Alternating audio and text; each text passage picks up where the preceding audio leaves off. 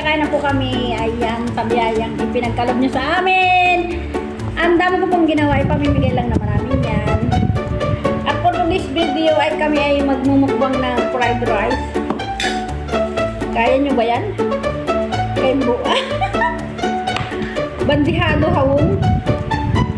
Parang madilim ubalin. Madilim ang panahon kasi nga na ano siya. Naulan na init. So ayan, may sabaw pa rin kami. O ayan. Sabaw ng iba rin. Isang hawong. Alam mo, ubos ah. Oh! Hindi ko na ubusin guys kasi hindi naman ako nakasama masyado.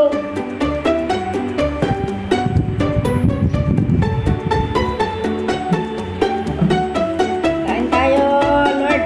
Kain tayo guys.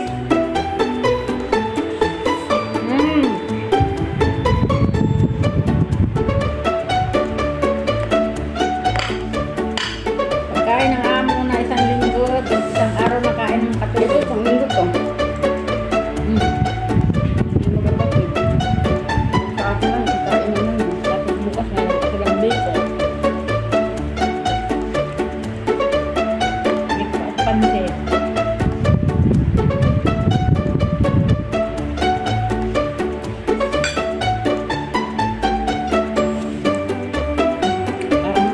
Pira tayong dalawa yun.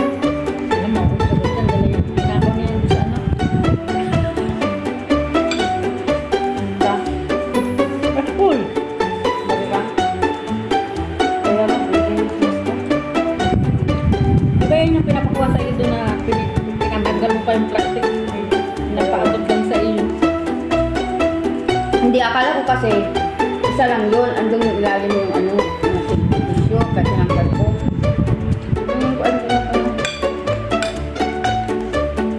Walang, dalawang silang na lang ako. Yung uso ka! Ang halang. Ang hama. Bakit isa lang? Maganda sa puso yan, huwag ka mag-alala. Kaya nga ako. Alam mo naman, hindi ako masyadong hilig sa maanghang. Ganda yan sa puso, gaganda yung tibok-tibok. Tibok-tibok. Subukan nyo guys, kumain ng maraming sili at titibok-tibok yung puso mo. Kaya maganda yung... Kaya ano, nagro-rosy chicks na naman ako kasi puro sili. Hindi tayo makapakali.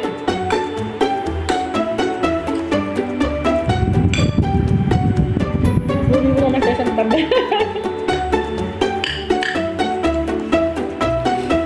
Ang lalaki pa naman ang hiwa ko ng sili.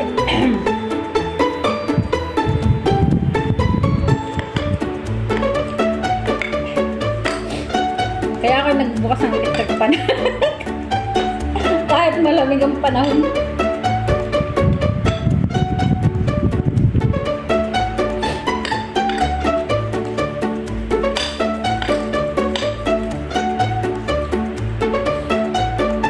Ito lang ito.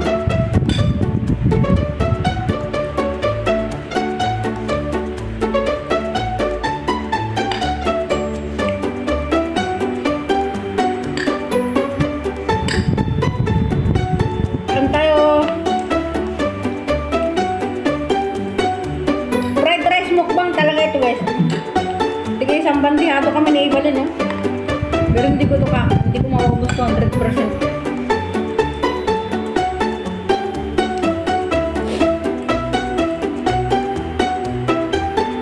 Kaninang umagap ka pa nagkikiribing ng sinangag ibalin.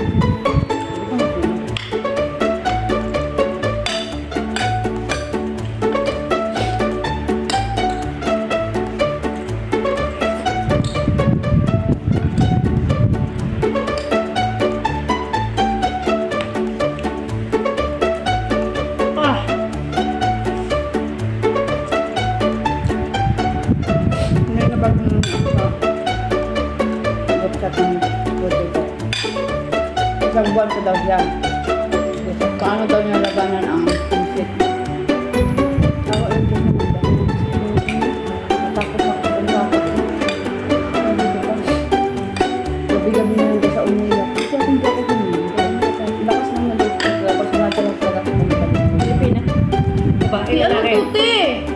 Babae, lalaki. Uod. Uod lang. Uod yan ang right. Diba, siyempre. Alaga niya daw dalawang bata, magkasama ng edad. Tapos, magsabay daw umiiyak, hindi daw niya alam, mataranta daw siya kung ano yung gagawin. Yang magulang daw, may rules ang magulang. Binibigyan ng guro ka ng mga alaga. Naku, ayoko niya. Sa magulang, may rules, kailangan ubusin ang pagkain ng bata. Ang bata, ang hirap ba yung pakainin?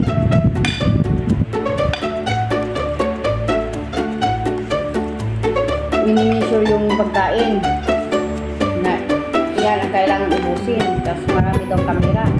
Okay lang naman daw. Ang problema niyang pagpapakain.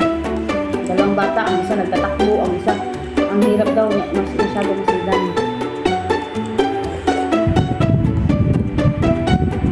Ako, palipat na ako sa bedtime. Bedridden.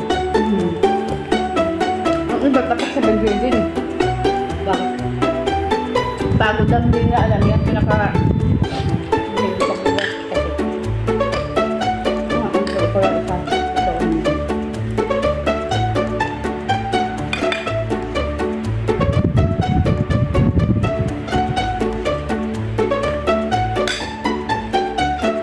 Dami sili.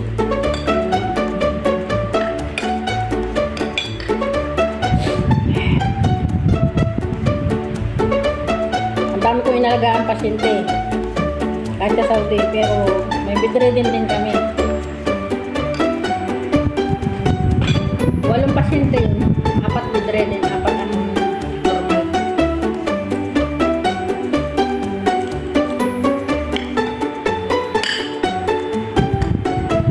Yung hirap. Tapos mabalik pa ng pasyente.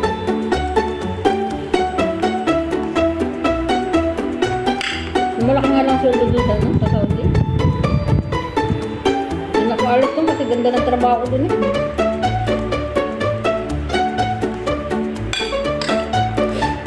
May negosyo pa ako.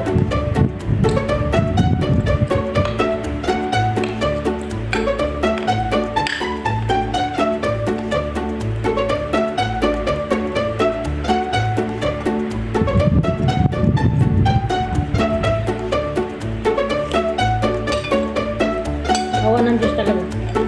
Lahat ng mga puntaan kong bansa ay maganda yung trabaho.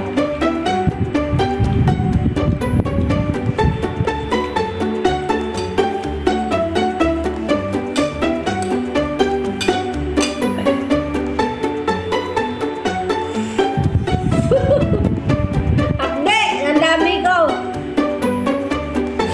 Napahalang talaga.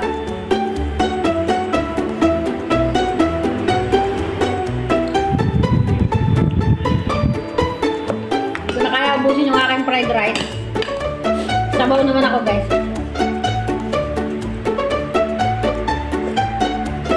Sabaw na may mais.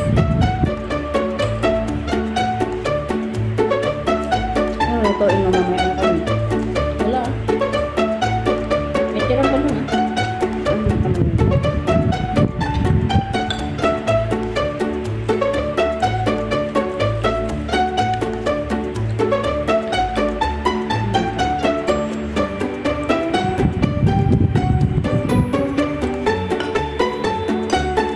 May tira pa nga dun. Kaya hindi ko pinapaubos sa'yo kasi sasaling ko dun. Para sa akin. Alin. Ubusin mo ah.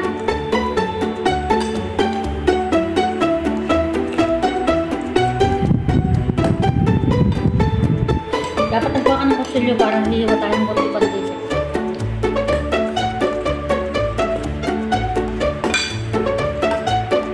Ayos sila.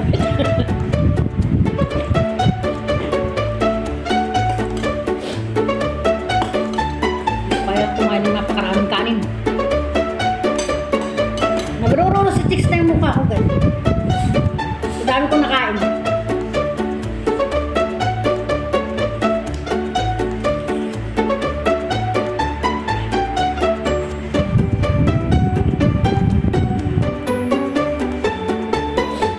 Saan ko kaya lalagyan may bakit mo? Diyan na lang.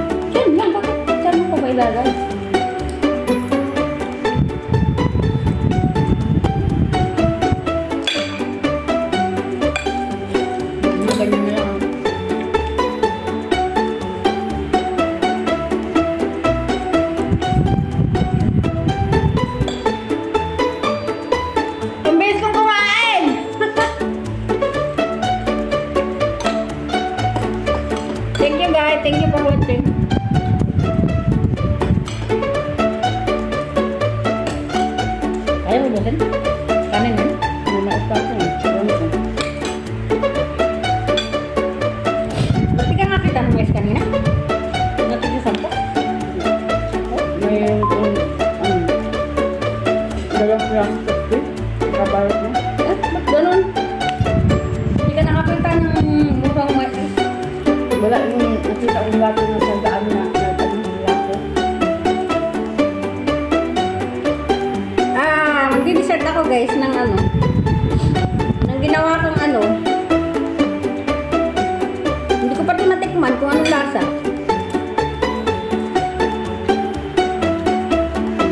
Sarap! Marami. Ang lambot niya. Yan saging nila doon. Yung tatlo.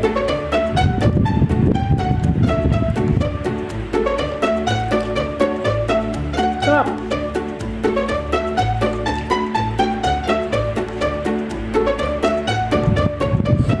Malambot yung pagkakaano ito.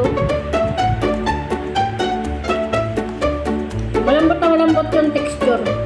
As in cake talaga. Cake na banana cake.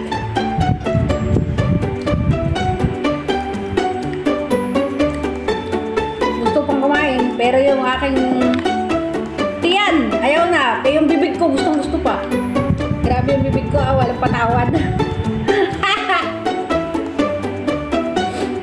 Ayan, maraming salamat. Yung gusto magpagawa ng ano, ng banana cake, mag-ano lang, mag-PM lang kayo sa akin, igagawa ko kayo.